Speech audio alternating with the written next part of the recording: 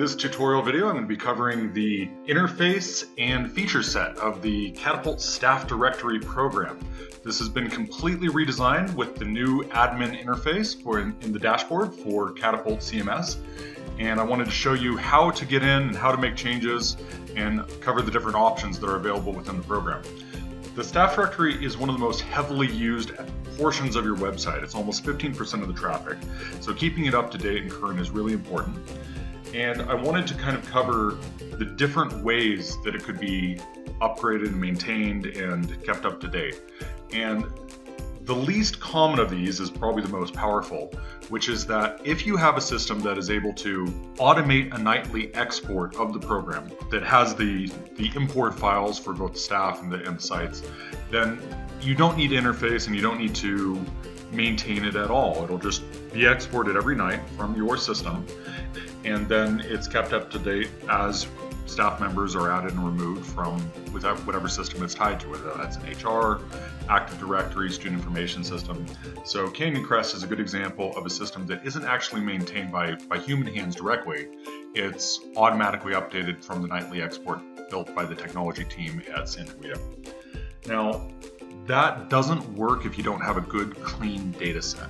If you have old users and garbage in there, then that's going to show up in your import, and that's not what you want. So more often than doing an automated import, we'll do a one-time export from that system and then clean it up manually.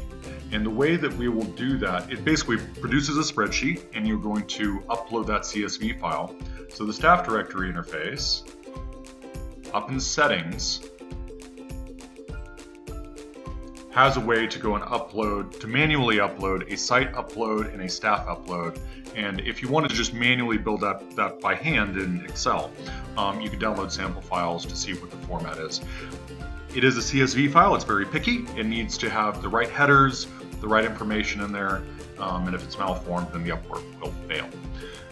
Once you have an initial import done, or actually technically you can do it just straight from the get-go without ever doing a manual import, you can manually update, you can use the interface within the system backend to manually maintain each of the staff members and add and remove staff and sites using this interface. So if I wanted to make a change to an existing user, I can find them by searching through the users who are currently in the system.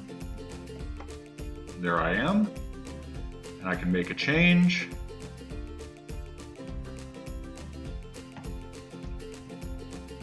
And save my changes, and now that member has been updated. To make a new staff member, you can hit the new staff button, and we're going to make a new staff member from scratch. We'll have first name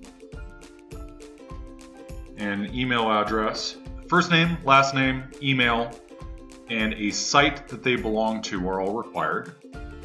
They have to exist at least one site. John Doe can be at the district office, and they can have a different department, position, room number, grade, and extension for each site, but they don't have to. It's an optional setting. Once they've been added, the staff website, phone number, extension, department, staff bio, and picture are all optional, but if you do provide them, they will give, they can have different staff department positions at each of the locations, which is really handy if you have staff members who exist at multiple sites throughout the district. And if you add a picture, John Doe appears to be a little girl standing in the desert, then you need to add a alt tag for the picture to maintain ADA compliance. Otherwise, I think that about covers it. If you have any questions or comments, feel free to reach out to our support team using the contact form, and that'll make a ticket and someone will reach out and help you with whatever question you might have. Thank you very much for watching, and have a great day.